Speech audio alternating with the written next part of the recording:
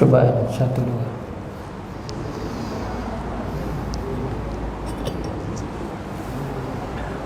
2. Assalamualaikum warahmatullahi wabarakatuh. Alhamdulillah nahmaduhu wa nasta'inuhu wa nastaghfiruh wa na'udzu billahi min syururi anfusina wa min sayyiati a'malina. Man yahdihillahu fala mudilla lahu wa man yudlil fala hadiya lahu. Ashhadu an la ilaha illallah wahdahu la syarika lah wa ashhadu anna Muhammadan abduhu wa rasuluh. Allahumma aftah alaina hikmataka wa anshur alaina min khadhaini birahmatika ya arhamar rahimin. Walhamdulillahi rabbil alamin. Amma ba'du, fa ya ibadallah ittaqullah. Tonton sidang jamaah muslimin muslimat yang dirahmati Allah, alhamdulillah kita merafakkan setinggi-tinggi kesyukuran kehadrat Allah Subhanahu wa taala. Dengan limpah kurnia, izin dan inayahnya, kita masih lagi tekun menunaikan pengabdian kepadanya, dan kita terus lagi mencari keredaannya, menyambung kembali kuliah maghrib kita yang membicarakan sirah Nabi ataupun ketamadunan Islam, yang merujuk kepada kitab Bidayah wa Nihayah oleh Imam Ibn Kathir. Kita masih lagi menyambung pada bab yang membicarakan mukjizat Rasulullah sallallahu alaihi wasallam.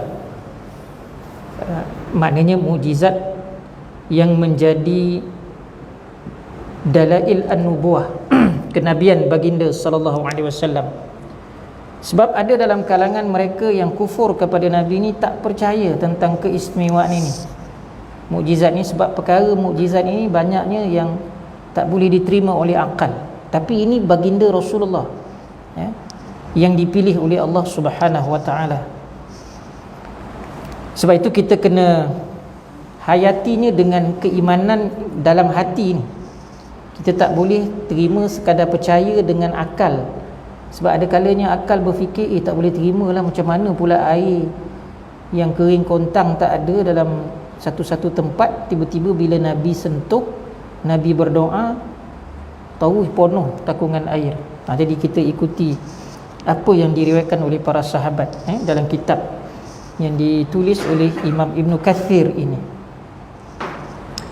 Di antaranya hadis, saya nak sambung lagi hadis daripada riwayat Al-Bara' bin Azib, salah seorang sahabat Nabi. Al-Bara' berkata, kunna ma'a Rasulullah sallallahu alaihi wasallam, kami ini pernah bersama-sama dengan Rasulullah sallallahu alaihi wasallam fi safarin, dalam satu perjalanan musafir.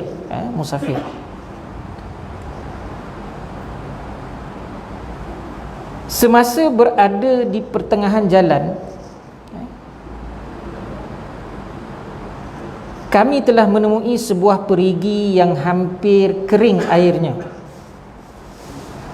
Jadi perigi itu jauh sikit dalam dia, tapi nampaklah daripada atas tu air dia dah nak kering dah air. Jadi untuk memastikan bahawa memang airnya itu kering, tak banyak, 6 orang sahabat Nabi, termasuklah Al-Bara' bin Azib ini, dia turun ke dalam kolam tu. Perigi bukan kolam lah, perigi. Jadi bila Al-Bara' bin Azib dan sahabat yang lain ni masuk, mereka membawa bersama itu bekas pencedok air, dan baginda sendiri berdiri di pinggir, di tepi perigi itu, sedangkan kami para sahabat ini, Al-Bara' dan yang lain-lain ni, ada dalam perigi ini, berada setengah ataupun 1/3 di dalam perigi. Kalau separuh tu, separuh tinggi manusia, separuh lagi tu dalam. Aku mendongak untuk melihat Rasulullah sallallahu alaihi wasallam. Al-Bara' ni kata aku mendongak. Lalu berkata lagi, aku melihat ke dalam bekas yang aku bawa ada terdapat sedikit saja air lagi yang boleh membasah tengkuk aku, kata Al-Bara'. Jadi biasa orang Arab ni membasahkan tengkuk.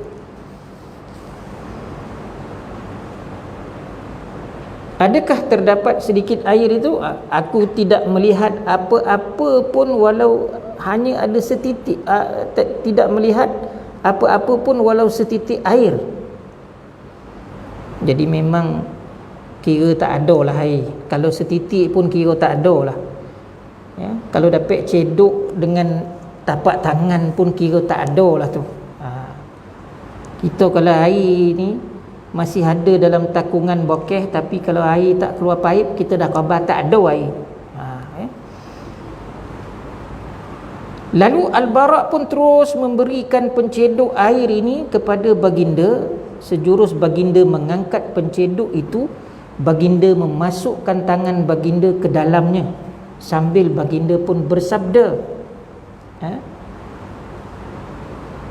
Nabi kata apa? Segala-galanya berada dalam kekuasaanmu ya Allah. Ini keyakinan Nabi ni. Sebab itu kita ni, Nabi didik kita ni supaya yakin dengan Allah. Yakin dengan Allah. Nanti saya sebutkan sedikitlah peranan keyakinan kita ni penting. Jadi bila Nabi kata segala-galanya berada dalam kekuasaan Allah, apa yang aku cetuskan itu turut berada dalam kehendaknya juga. Apa yang aku buat ni maknanya Nabi masukkan tangannya ke dalam bekas pencedok itu semata-mata apa? Di bawah kekuasaan Allah. Kemudian bekas air, kalau nak dikatakan baldi pun, baldilah, ya, dalam diserahkan kepada kami, kata Al-Bara' ni tadi, diberi kepada Al-Bara' dan sahabat-sahabat. Lalu aku dapat melihat salah seorang daripada kami keluar daripada perigi dalam keadaan basah kuyup. Mana datangnya air tu? Ya. Tidak lama kemudian perigi tersebut dipenuhi air semula. Nabi masukkan tangan ke dalam bokeh tadi. Lalu Nabi berdoa kepada Allah, segala-galanya di atas kekuasaanmu, ya, atas kehendakmu juga. Apa yang aku cetuskan ini, apa yang aku buat ni pun kehendakmu ya Allah. Niat Nabi itu supaya ada air yang boleh menolong sahabat-sahabat dia.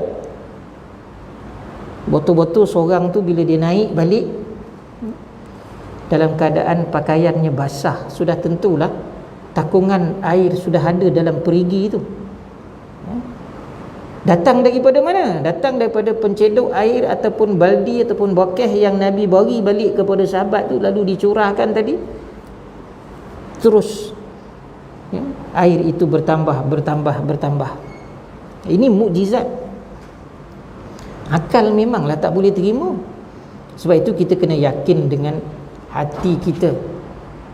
Sebab itu para ulama menyebut bahawa kenapa manusia mudah sesat, walaupun yang berkata itu baginda Rasulullah sallallahu alaihi wasallam, walaupun dalil itu berdasar firman Allah, ayat Allah. Allah menyebut dalam hal tentang Rasul, wa ma atakumur rasulu fakhudhuhu. Apa-apa yang dibawa oleh Rasul, fakhudhuhu. Kalau dia dah hukum wajib, wajiblah kita terima, ya. Kalau dia jadi perkara sunat, kita buat pun jadi perkara sunat kepada kita. Fakhudhuhu, kata Allah, itu ayat. Wa ma nahakum anhu fantahu. Apa-apa yang ditegah oleh Nabi, fantahu, maka tinggalkanlah, jangan buat. Jadi itu perintah Allah dalam firman-Nya. Tetapi apabila manusia tak yakin, dia percaya saja, tapi bila tidak yakin, maka mudah melakukan kesalahan, kemaksiatan, mudah melakukan dosa dan juga maksiat. Sebab apa? Kurang yakin. Bila dah Allah kata apa yang dibawa oleh Rasul tu, terimalah. Sebab Nabi bagi tahu tu, tunjuk cara tu semua sebagai pedoman. Walaupun perkara itu berkaitan dengan hal sains sekalipun, tapi Nabi bukan ahli saintis. Nabi ni Rasul, dia bagi petunjuk, pedoman. Jadi begitulah, ya, dalil ataupun apabila mukjizat yang ada pada Rasul ini sebagai tanda kenabian, kerasulan baginda, kita kena yakin. Yakin tu datang dari mana? Hati. Barulah iman. Percaya datang daripada mana? Akal kita fikir. Sebab tu tak cukup sekadar percaya. Sebab itu dengan iman ni, rukun iman tu, kita bukan kata percaya saja, percaya kepada Allah, tetapi yakin. Yakin tu datang pada hati. Ya. Sebab itu kepada Rasulullah pun kita kena yakin, ya. Begitu juga kita kena datangkan keyakinan tentang ukhuwah terhadap saudara kita yang lain, persaudaraan. Kita memang cintakan diri kita. Satu lagi hal, kenapa manusia mudah buat kesalahan, dia hanya fikir cinta diri dia saja. Dia cinta diri dia ni maknanya dia jaga diri dia dengan sebaik-baiknya, tapi sedikit pun dia tidak curahkan sifat kasih kepada orang lain. Bila tak ada kasih pada orang lain ni, sebab mana datangnya kasih ni? Hati. Kalau tak ada kasih pada orang lain, dia je betul. Dia je betul. Kenapa tidak tawaduk, rendah diri tadi? Dia hanya mencintai diri dia sendiri, tapi sedikit pun sifat kasih sayang tu tak ada pada orang lain. Dia tak ada beri. Sebab tu dia tak peduli nak tolong ke tidak. Kenapa ada perasaan nak tolong? Kita ada sifat kasih. Tapi kita kena ikhlas lah. Sebab tu ada orang pun dia macam menunjukkan kasih, dia tolong beriuk-riuk, tapi dalam hati dia pula ada niat lain. Yang tu tak boleh lah. Tu dah jadi syirik, syirik khafi, yang tersembunyi. Jadi begitulah bukti kenabian, kerasulan Nabi tadi. Pada satu peristiwa mukjizat, air bertambah. Sahabat tak nampak macam mana air tu bertambah, sebab Nabi dekat atas tu dah masukkan tangan dalam tu, sahabat yang di bawah tu tak nampak, tapi tahu-tahu je dalam bekas tu dah ada air. Bila dicurahkan, perigi tu pula bertambah air. Begitu. Begitu juga pada riwayat Imam Ahmad dalam hadis ini, yang mana hadis ini dari segi sanadnya, Imam Ibnu Kathir kata hadis ini sangat kuatlah, ya, maknanya kesahihannya itu. Itu hadis yang pertama daripada Al-Bara' Ibnu Azib. Yang keduanya, dalil lagi, bukti daripada riwayat hadis Jabir bin Abdullah Al-Ansari. Jabir ni sahabat Nabi juga, tapi dia orang Ansar, orang Madinah, disaudarakan antara Aus dan Khazraj, jadi Ansar. Orang Mekah yang berhijrah itu Muhajirin. Ishtaka ashabu Rasulullah sallallahu alaihi wasallam. Pada satu masa, ini riwayat Jabir ni, panjang hadis ini, ya. Hadis ini pendek saja, yang panjang selepas ini. Pada satu ketika ni, sahabat mengadu kepada Nabi ni haus, dahaga. Baginda sallallahu alaihi wasallam pun terus meminta sebekas gelas. Gelas itu pula besar. Lalu diberilah kepada Nabi, ya, segelas air yang besar ni tadi, diisi air dalam gelas itu. Diisi air. Lalu Rasulullah sallallahu alaihi wasallam pun mencelupkan jarinya, bukan tangannya. Jari yang hadis pertama tadi dia masukkan tangannya dalam baldi itu ataupun bekas. Yang ini dia colup jari je. Ya. Sama ada satu jari ke dua jari ke, tapi jari. Lalu bila Nabi dah mencelupkan jarinya ke dalam gelas tersebut, sambil meminta para sahabat, kamu minumlah secara bergila-gila. Akal apa kata? Bokeh ni besar ni. Sahabat kalau dia bilang ke kawan ni kan berapa ramai, maka ikut logik akal, bokeh walaupun besar tadi tapi gelas. Gelas. Jadi kita tahulah, gelas pun paling besar pun dia bertaraf gelas lagi, tak adalah bertaraf tupperware. Kalau dah tinggi besar gadang tu dah jadi tupperware, tapi ini masih gelas, ya. Lalu Jabir menyambung ceritanya ketika dia meriwayatkan hadis ini dengan berkata, aku melihat punca-punca air itu muncul antara jari jemari baginda. Celah-celah jari itu keluar air, celah-celah jari Nabi keluar air. Maka air yang bertambah itu adalah anugerah Allah terhadap mukjizat yang dikurniakan kepada Nabi. Lalu sahabat bergilir-gilir minum, semua dapat minum, semua dapat minum. Ya, jadi begitulah kemukjizatan yang ada. Malah hadis ini juga diriwayatkan oleh Imam Ahmad, dalam kajian, maknanya Imam Ahmad riwayat seorang diri sahaja.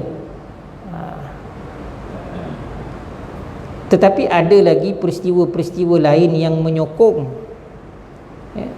Ada mukjizat Nabi ni, dia hanya berlaku sekali saja.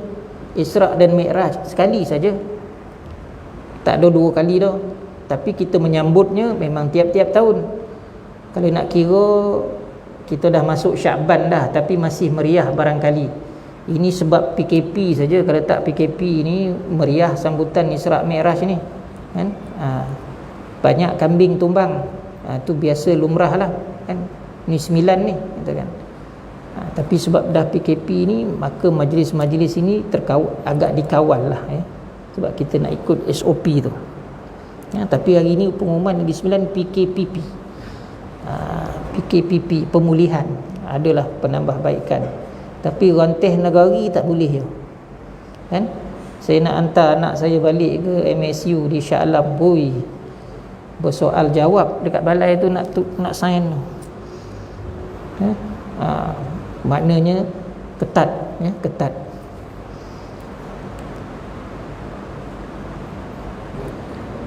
Hadis yang seterusnya, ini panjang hadis ni, saya memang sebut pengertian lah, ya.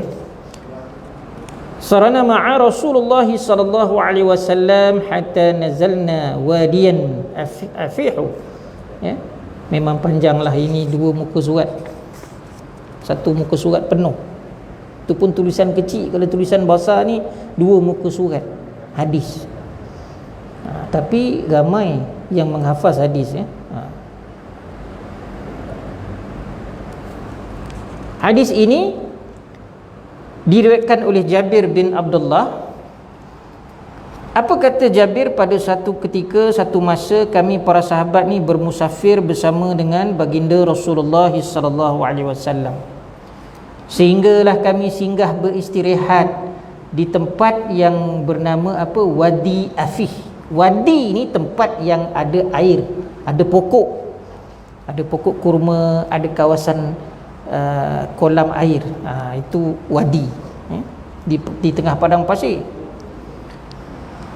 Baginda Rasulullah SAW beredar ke suatu kawasan untuk membuang air besar. Jadi Nabi pun buang air besar, sebab Nabi pun atas sifat fizikal seorang manusia, ya. Tapi Nabi ada adab, dan Nabi sentiasa dilindungi oleh Allah dengan keistimewaan mukjizat. Tapi sahabat nampak, sahabat tak akan merasa macam tu, ya? Apa yang berlaku? Jabir kata, aku pun ikut belakang Nabi sambil bawa sebekas air, ya, bawa sebekas air, nak tolong Nabi lah. Bukan dia tamankan Nabi tu, sebelah Nabi batu buang air besar, taklah, kan? Maka baginda sallallahu alaihi wasallam pun mendapati tempat yang dia pergi tu, didatanginya, tidak ada sesuatu pun yang boleh dijadikan pelindung. Dah padang pasir, tapi padang pasir ada kawasan wadi ni, ada pokok-pokok. Tapi Nabi kata kalau nak buang air, tak ada dinding, tak ada apa yang boleh melindungi Nabi. Pakkan nampak saja Nabi bertinggung. Orang pun boleh mengintai kalau orang nak mengintai lah, tapi pula roman yang mengintai orang buang air, kan? Jadi apa Nabi buat? Di situ ada terdapat 2 batang pokok di pesisiran wadi, ya, pokok biasanya pokok kurma lah.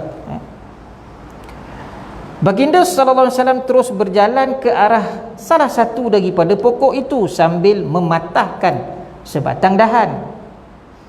Baginda pun bersabda seperti apa, berkata kepada dahan pokok itu, tundukkanlah kepadaku dengan izin Allah. Nabi itu berdoa kepada Allah, tundukkanlah dahan itu dengan izin Allah. Nabi bersandar kata dengan izin Allah.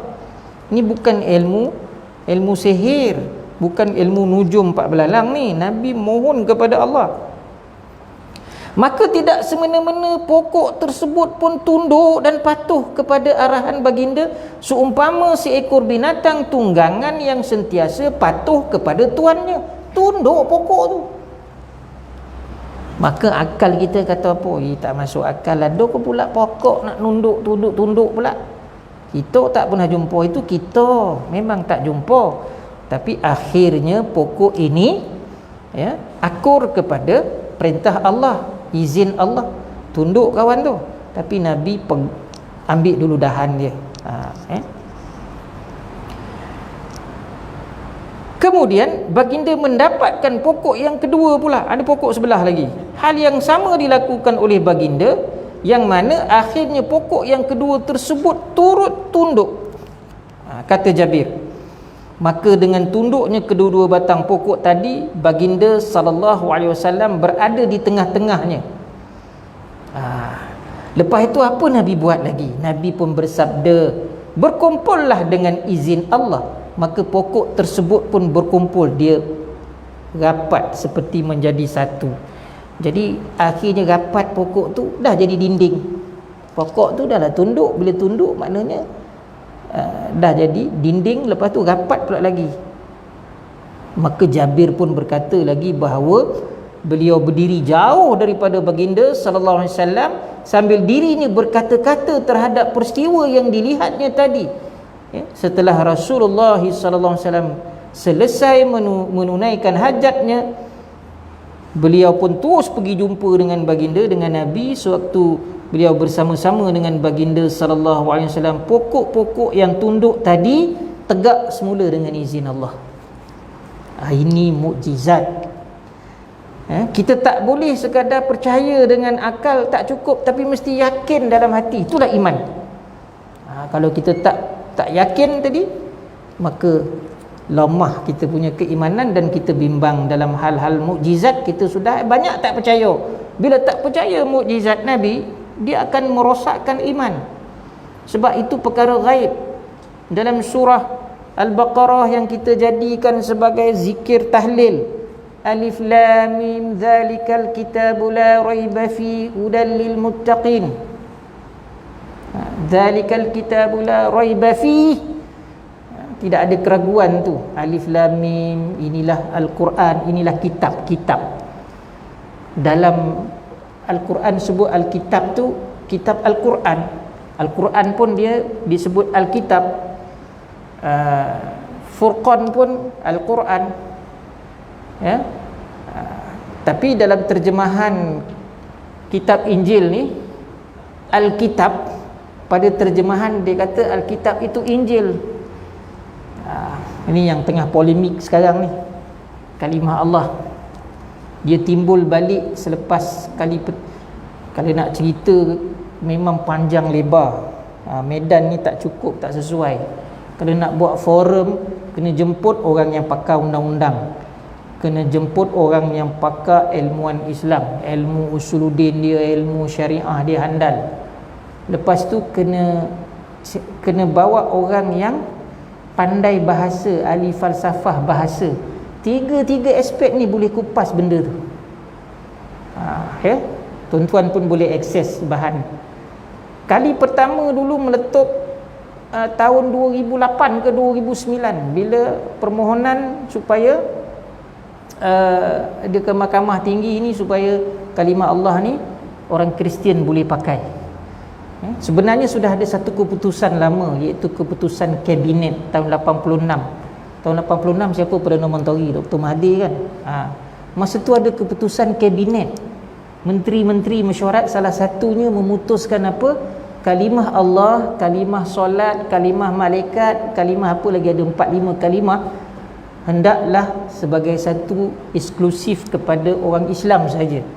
Bila keputusan kabinet, dalam tu menteri tu ada Kristian, ada menteri Kristian daripada Sabah, ada menteri Kristian daripada Sarawak, tapi tahun 86 saya tak ingat siapa orang.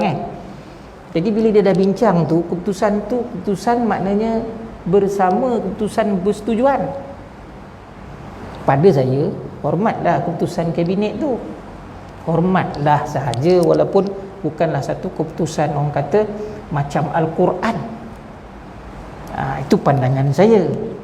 Sebab itu bila hakim ini dia nak buat keputusan, dia mesti bersifat mutadayyin, berjiwa agama. Kita ni bila orang Islam, kita kena mutadayyin, jiwa agama. Bila kita nak menyatakan sesuatu, biarlah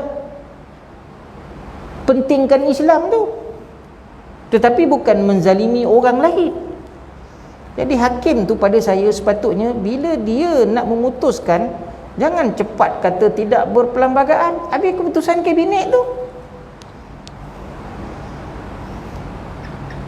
bukan maknanya orang Islam saja dalam tu dah setuju dah tu, tapi oleh kerana dah bawa ke mahkamah, mahkamah terpisah daripada eksekutif, dia judiciary, itu perlembagaan lah, tuan-tuan pun tahu ya. Akhirnya bawa ke mahkamah. Bila bawa ke mahkamah, maka jadi isu besar. Akhirnya fatwa kebangsaan pun keluar fatwa. Fatwa kebangsaan kata apa? Masih kekal digunakan oleh orang Islam, dituruti oleh 10 negeri-negeri yang ada raja. Pahang, Negeri Sembilan apa semualah, Selangor, Perak apa semua, jawatankuasa syarak negeri-negeri memutuskan bahawa kalimah Allah kekallah kepada orang Islam menggunakannya, manakala orang yang tidak Islam ini gunalah kalimah Lord, God.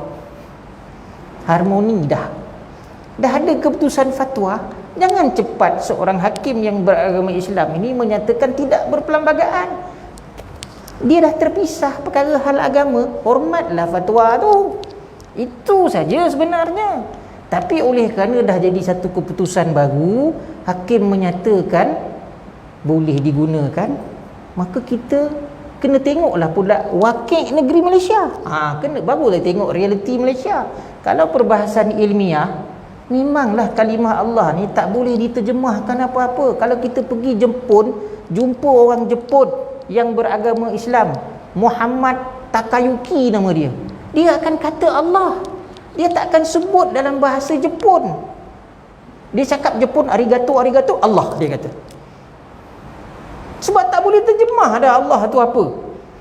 Khusus saja itulah namanya. Dan memanglah kalimah Allah ini pun dalam kitab-kitab dahulu pun disebut Allah. Nabi Adam pun sebut Allah, Nabi Yusuf pun sebut Allah, Nabi Musa pun sebut Allah. Sebab mereka orang yang beriman yang dilantik oleh Allah. Maka dari segi ilmiahnya memang betul, memang boleh pakai. Jadi sekarang kita terpaksa ikut rentak. Dah ada keputusan mahkamah, nak lawan tak boleh macam itu, kena ikut peraturan, kena ada rayuan ke mahkamah yang lebih tinggi. Jadi kita tak boleh sembrono juga nak mengamuk tak tentu hala, dia akan jadi lebih parah. Jadi dari segi ilmiah tak dinafikan. Yusuf Qaradawi kata boleh, Dr. Wabah Az-Zuhaili kata boleh. Tapi dari sudut ilmiahnya memang, tapi kena tengok wakil Malaysia macam mana. Okey, dia pakai Allah, kita pakai Allah, kita percaya Allah yang Esa, itulah satu, Esa. Tetapi orang Kristian, dia percaya kepada Trinity tu. Dia sebut Allah. Maryam siapa? Maryam dia kata pasangan Allah. Ada Roh Kudus lagi. Dia kata Nabi Isa, Jesus Christ itu anak Tuhan. Tapi bila dia sebut dalam bahasa Melayu, Jesus anak Allah, dalam bahasa Melayu disebut Jesus anak Allah. Jadi percampuran berlaku dalam kalangan masyarakat kita, termasuklah orang yang tak tahu. Apatah lagi peringkat anak-anak. Orang Islam kata Allah, tiba-tiba orang Kristian yang peringkat anak-anak kata Jesus anak Allah. Jadi pening dengar. Jadi ada masalah di situ. Jadi untuk harmoni, maka berilah orang Islam ni nama Allah kekal, maka pada dia tak apalah diguna Lord God, bagi mengelakkan kekeliruan masyarakat. Kalau tidak nanti, oi sama je kita pakailah. Sudahnya kita orang Islam pun kata Maryam tu pasangan Allah. Sebab bunyi Allah itu sama. Sebab keyakinan kita kepada ketuhanan itu berbeza. Kita tak ada Trinity, Allah yang Esa tu. Itu masalahnya, bukan nak berperang. Nak lebih harmoni supaya aman. Jadi dalam perlembagaan kata Islam agama persekutuan, agama-agama lain dibenarkan bebas untuk diamalkan, tapi tak sebut agama apa. Jadi kena guna peruntukan perlembagaan, iaitu agama-agama lain tidak boleh disebarkan kepada orang Islam. Maka sekarang ini bila dah jadi perkara yang dah diputuskan oleh undang-undang, dah boleh pakai, mereka hanya boleh pakai untuk mereka saja. So tak boleh nak pakai kepada orang Islam. Bila pakai nanti ada bentuk penyebaran kepada orang Islam yang menimbulkan kekeliruan, maka di situ pergi pula pada perlembagaan. Sudah menyalahi perlembagaan, itu tidak perlembagaan. Takkan nak berperang di mahkamah lagi. Jadi dari segi dakwah kita akui ada juga hikmah dari segi dakwah. Dialah disebut Allah, cuma kita harap nanti dia akan dapat keyakinan yang betul, tetapi mesti ada usaha. Jadi kita bimbang kekeliruan ni. Sebab apa? Sebabnya gejala-gejala murtad ni berlaku. Nanti bila dia kata sama je, apa beza kata Allah Islam dengan Allah Kristian ni. Memang sepatutnya tak ada beza, tapi dah kepercayaan dia tu ada Trinity, kita takut berlaku polemik kekeliruan. Itu saja. Jadi tuan-tuan, lain kali kalau kita ini orang Islam, kita sebagai apa pun, biarlah kita utamakan dulu Islam itu, tetapi tidak menzalimi orang lain. Ya. Okeylah, minta maaf lah tersebut perkara tu. Dah masuk Isyak? Dah masuk. SOP tak boleh lama-lama. Okey, sebagai penutup, hadis ni tak habis, kita akan sambung balik. Cuma nak kata Jabir ni tadi dia melihat, saya nak tekankan mukjizat Nabi terhadap peristiwa pokok ni tadi. Nabi nak buang air besar, Nabi berdoa kepada Allah, pokok pun boleh tunduk, pokok pun boleh bersatu. Lepas tu pokok tu dia menutup Nabi buang air besar tak nampak, Jabir pun tak nampak kan? Lepas tu Jabir pun menemui Nabi, dia ceritalah apa yang dia tengok kan. Sampaikan, ni penutup dia ya. Nabi pun kata kepada Jabir, pergilah kamu kepada kedua batang pokok tersebut, kata Nabi kepada Jabir. Dan Rasulullah SAW minta kepada Jabir di sebelah kanan dan kirinya, supaya berdiri di sebelah kanan dan kirinya, dan Jabir terus melakukannya. Mula-mula beliau mengambil sebiji batu lalu dipecahkannya untuk membuat batas. Dibuat batas. Setelah batas itu siap, dia patahkan sebatang dahan daripada setiap pokok, dan Nabi pun dia berdiri pada kedudukan Rasulullah tadi sambil memacakkan dahan tadi di sebelah kanan dan kiri. Dia buat itu atas perintah Nabi, kau pergi buat begini, kau pergi buat begini, kau buat begini. Bila Jabir pergi jumpa dengan Rasulullah, maka Rasulullah pun berkata, Jabir kata, aku telah melaksanakan perintahmu wahai Rasulullah sallallahu alaihi wasallam. Tidak lama kemudian beliau bertanya pula, kenapa pula aku buat macam tu ya Rasulullah? Kenapa kau suruh aku pergi patahkan dahan, buat batas macam kubur, lepas tu cacakkan pokok yang hidup, dahan yang hidup? Maka Nabi pun kata, aku telah melalui 2 buah kubur yang ahlinya diseksa. Nabi ni kurniaan mukjizat dia, orang dah mati dalam kubur tu kena seksa, dia dengar. Kenapa Nabi cacak 2 pokok hidup itu? Supaya menjadi rahmat. Pokok yang hidup ni berdoa kepada Allah supaya apa? Yang dalam kubur itu terlepas daripada siksaan, supaya dia dapat syafaat aku, kata Nabi. Sebab itu hukum kita tak boleh pergi cabut pokok-pokok hijau dekat atas kubur tu. Sebab memang ada hadis Nabi, ni di antara hadis lah, banyak lagi hadis lain. Kerana pokok hijau yang ada atas kubur tu sebagai satu rahmat, pertolongan daripada siksaan azab kubur itu. Pokok dah mati tak apa kita cabut. Pokok yang dah mati tak apa kita cabut. Yang hidup ni jangan cabut. Ya. buka kitab fiqh, buka Mustikah Hadis. Mustikah Hadis jilid 2, bab menyempurnakan jenazah, buka bab kubur. Memang bersusun hadis kata jangan cabut pokok-pokok hijau yang kecil ke yang besar ke atas kubur. Sebab dia apa? Peranannya dia memberikan rahmat. Pokok tu berdoa supaya apa? Adanya pelepasan daripada siksaan yang azab sangat dekat kubur tu. Kalau tidak pun dalam hadis ni Rasulullah kata sekurang-kurangnya diringankan daripada siksaan. Sayang Nabi dekat manusia ni. Sayang Nabi. Biarlah kurang siksa dekat kubur tu. Tapi kita pula manusia ni pula kalau dia Islam dia pula tak yakin dengan Nabi. Dia belasah Nabi cukup-cukup. Bantai hadis Nabi cukup-cukup. Kalau hadis tu palsu yalah. Ini hadis yang sahih. Alah semua Nabi. Nabi je betul kau katakan. Salah kau sebut macam tu. Jadi begitulah ya, pengajaran pada hari ini kita dapat beberapa peristiwa sebagai satu mukjizat, sebagai tanda kenabian dan kerasulan baginda sallallahu alaihi wasallam. Tapi hadis ni tak habis lagi ya, baru sekorek. Kita akan sambung lagi pada siri yang akan datang ya, insya-Allah ya. Segala yang baik itu anugerah Allah Subhanahu wa taala. Sebarang kekurangan marilah sama-sama kita pohonkan keampunan daripadanya. Kita tutup dengan doa tasbih kafarah, bacaan daripada suratul Asr. Bismillahirrahmanirrahim. Subhanakallahumma wa bihamdika asyhadu an la ilaha illa anta nastaghfiruka wa natubu ilaik.